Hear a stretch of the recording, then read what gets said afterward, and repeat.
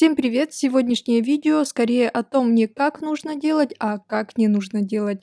Расскажу, где я допустила ошибку при моделировании ногтей. Так что, если вам интересно, присоединяйтесь. Ну а с вами я, Миронова Виктория. Героями сегодняшнего видео будут вот эти руки. Это руки моей постоянной модели. Вы уже неоднократно видели эти ручки в моих видео. В прошлый раз мы делали вот такие новогодние ногти. Но, как видите, покрытие уже очень сильно отросло, поэтому будем делать что-то новое. Мы придумали очень интересный дизайн, но его можно сделать только когда моделируешь ногти с нуля. Поэтому я сейчас тонкой керамической фрезой полностью срезаю ногти.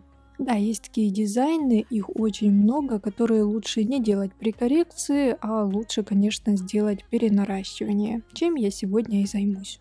Ну а пока я стараюсь быстро избавиться от старого материала, вы не забудьте подписаться на мой канал, ведь здесь вы найдете очень много интересной и полезной информации, а также не забудьте нажимать на колокольчик, чтобы не пропускать мои новые видео. Мне нужно убрать полностью свободный край. Изначально я доделала это фрезой, ну а дальше беру пилку. Пилка не новая, сразу говорю, потому что новой пилкой можно порезать палец.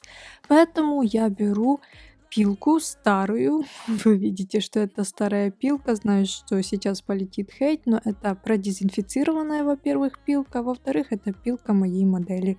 Поэтому ничего страшного в том, что она старая, совсем нет.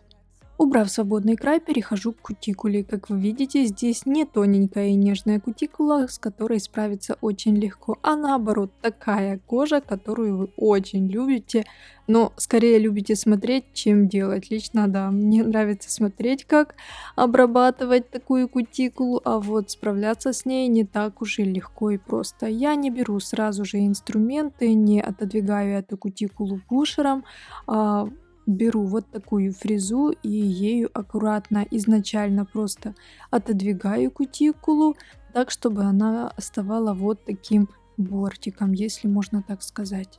Такой фрезой хорошо отодвигать кутикулу, но вычищать все с пазух, конечно, ею неудобно. Поэтому я беру дальше фрезу пламя и прочищаю пазухи. Сначала работаю на форварде, затем на реверсе.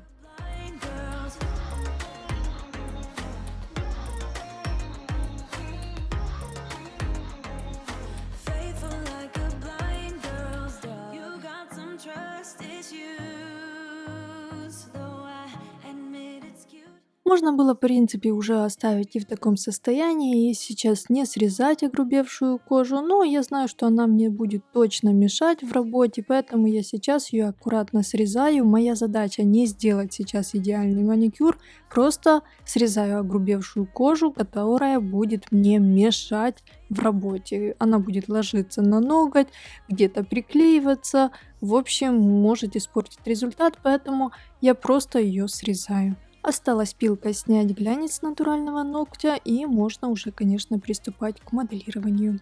На следующем этапе, конечно, наношу вспомогательные жидкости. Это дегидратор, как вы уже знаете, и бескислотный праймер.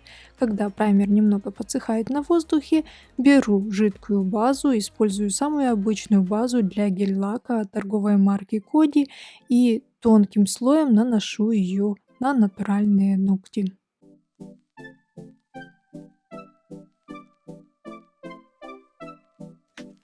Пока базовое покрытие подсыхает в лампе, я готовлю бумажные формы к моделированию. Конечно, я вырезаю изначально углубления под каждый ноготь, подгиб них, и чтобы форма хорошо стала, никуда не вылазила, не выпирала и ровненько держалась на том же месте, куда я ее установлю. База высохла, так что могу устанавливать формы.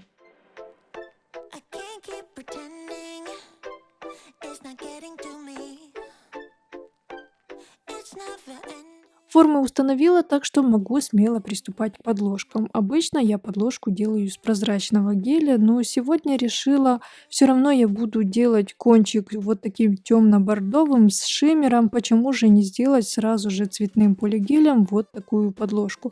Так решила и так сделала. И в этом была моя большая ошибка. Как думаете, почему это было ошибочное решение? Пишите в комментариях, пока еще не досмотрели видео до конца, где я скажу, в чем же была ошибка.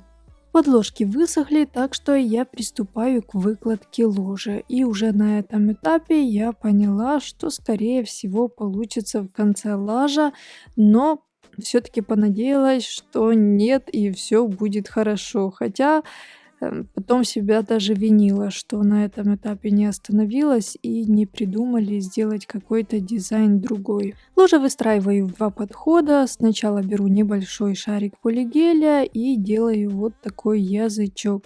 Затем этот первый слой высыхает и я снимаю форму.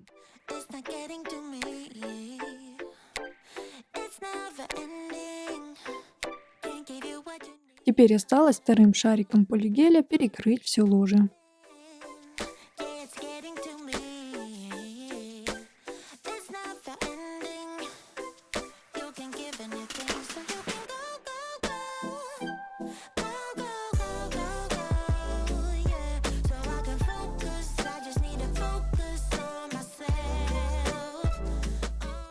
Полигель высох, снимаю с него липкий слой и дальше в свои руки беру вот такую фрезу-барабан и прорезаю усы. Пилкой прохожусь по поверхности ложи, придаю ложе матовости, чтобы было удобно потом сделать линию улыбки четкой и ровной.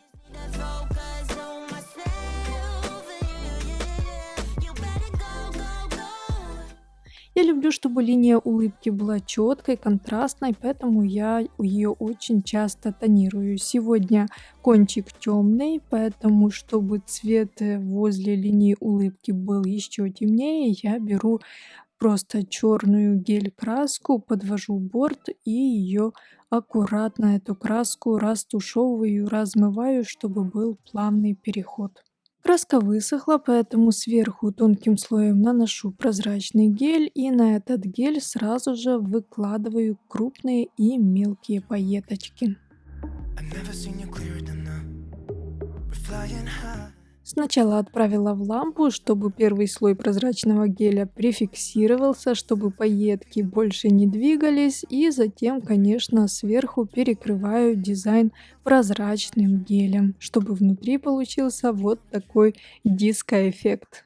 Сняв липкий слой, приступаю к опилу. Изначально барабаном подпиливаю свободный край, а потом уже барабаном прохожусь по поверхности. Но тоже опиливаю только свободный край, так как ложе уже в принципе у меня опиленное и лучше туда не лезть, чтобы не убрать большое количество материала. Ну и конечно в конце беру пилку и делаю поверхностную опилку даже без этого.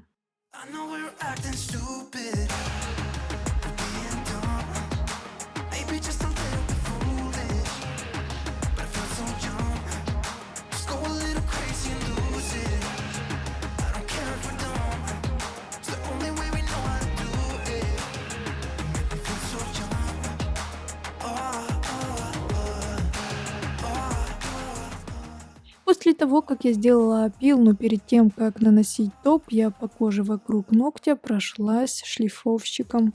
И вот при перекрытии ногтей топом сразу стал виден мой косяк. Он заключался в том, что я сделала темную подложку, а камуфлирующий материал не был достаточно плотным, поэтому цветная подложка немного просвечивается. Да, возможно, это вижу только я, вижу под моим освещением. На улице и под обычным светом этого не видно, но все-таки я считаю, что это косяк и не очень приятно, что я допустила такую ошибку. Я раньше делала цветные подложки, но со светлых материалов, и все было, конечно, хорошо. Поэтому я надеюсь, что моя ошибка вам поможет и вы таких допускать не будете. Спасибо, что досмотрели мое видео до конца. Всем пока!